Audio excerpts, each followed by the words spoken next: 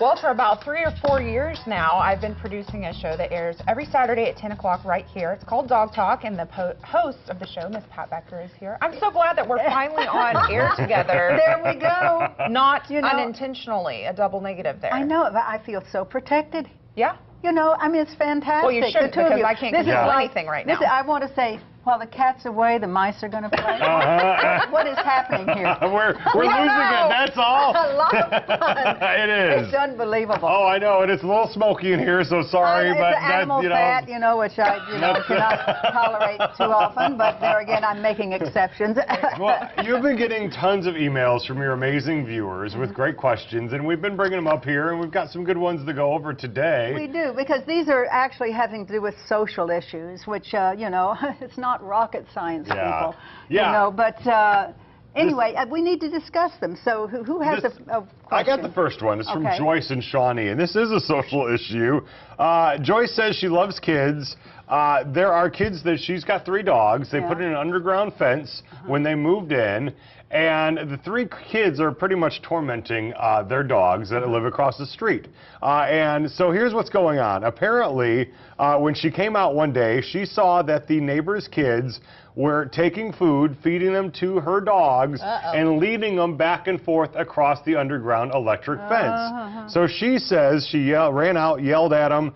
They ran home. She wants to tell the parents, but she doesn't want to risk being alienated from the neighbors. What should she do? Okay, this is a problem that has bad vibes on both sides. Number one, these children should be admonished. Doing something like that is not acceptable, and we have found in dog research that kids who get into this kind of tormenting animals will eventually turn into the kind of people who torment people. So you really need to get on top of that. The lady with the fencing, I like underground fencing, but here's the problem. Never should you underground fence all the way around your house, just in the backyard. If you do it in the front, the dogs can come into the front yard, and remember, an animal or a person can come across that electric wire without knowing it's there. The dogs know it's there. They cannot escape. Oh, I see. Now, many things will trigger a dog. If something comes down the street in front of it that's going to be exciting or agitating, they will have occasion to run through that. Okay. So it's very dangerous for a lot of reasons. They have found, too, that dogs out in lightning storms, it can create a big problem. So the thing about it is, if you're going to use the fence, use it only in the backyard. Protect the dogs that way. Check on them often. Don't leave them out at night with the electric collars on. Absolutely, not at night. Go over to this neighbor's house and say, excuse me, however, these dogs are really in need of being left alone. Yeah, your kids are brats. There's nothing wrong with going over and telling a neighbor that. Well, I mean, you're going to save a lot of people, you know, teach the kids. The kids have to be taught. It wasn't that long ago that you could go and, if your neighbor's kids were doing something, everybody disciplined the kids. Oh, listen, they would grab them up and whack them on the fanny, and there you go. Now we all tiptoe around it. For doing that kind of thing. Yikes. Okay, the next one is from Lance and Enid. He says, I'm so disgusted with my neighbors. He has shrubs all around the perimeter, and every time this person is walking their dogs, he allows them to, you know, take a little hike on those shrubs. He wants to know, isn't there a law against that? Well, there actually is not a law in our state. Now, there are laws in other states about this. But if your dog is walking down the street, which if you're taking your dog for a walk, for goodness sakes, take it out in the backyard and let it pee-pee out there or eliminate out there.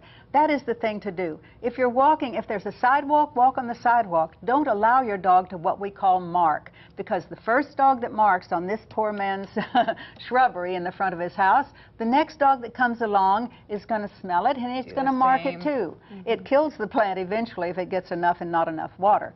So this is a very rude thing to do, and it is another social deal. Now, you can, if you take your dog out for a walk, take poop bags with you, because they make these little bags, and you can invert them across your hand, reach down, pick them up, you know. And so this is the good thing to do. Otherwise, it is socially unacceptable. How do you keep a dog from doing that? I mean, you're walking your dog, and dog's like, hey, man, I'm going. Now, I'm outside. At least I got that right. Well, a lot of times it's not good planning, because if you feed your dog, generally by 2 hours afterwards or an hour and a half after, they're going to eliminate. So let them eliminate in your yard. Eliminate. Wow, eliminate. I like that. I would have said boom boom or TT. I'm going to use that. Eliminate. Poop is a good one. I'm going to teach my daughter that. Go eliminate yourself. Okay, another one's from Kyle in Oklahoma City. He says, my best friend was recently married to a girl who has 2 boxer dogs, both young males. Every time we go over there, it's a wreck. Their fabric's torn on the couch. It's disgusting. The dogs jump on them. So now they just don't want to even go over there. Yeah, you lose friends quickly that way. And when I read this email, I said to I got in touch with this girl and I said, how long have you been single? And she said, well, I'm 34. So how long have you had the dogs? Oh, I just got these. You know, they're just puppies. I just lost some. I just got them. So the guy who moves in with her and she eventually marries has to accept that, right? Yeah. If he wants the lady. But what happens is the dogs become the victims because they are totally out of control, no training whatsoever, alienating all of your friends. So what does this get you? The value in that is 0. Yeah. As I say, it ain't rocket science, folks. You know, you have to get with it. Train the dogs. Now here's what happens if something happens and she wants to rehome those dogs. Who are they going to go to that's not going to be a little mean to them? Because they don't know.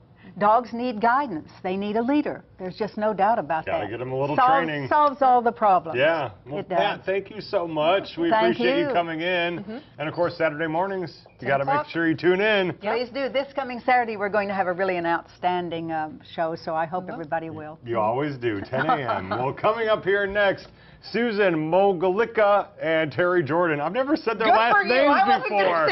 Susan and Terry is all I've ever called them before. Are going to perform. That's not really the right pronunciation. She'll be really mad. Well, Susan and Terry perform on the live stage coming up here next.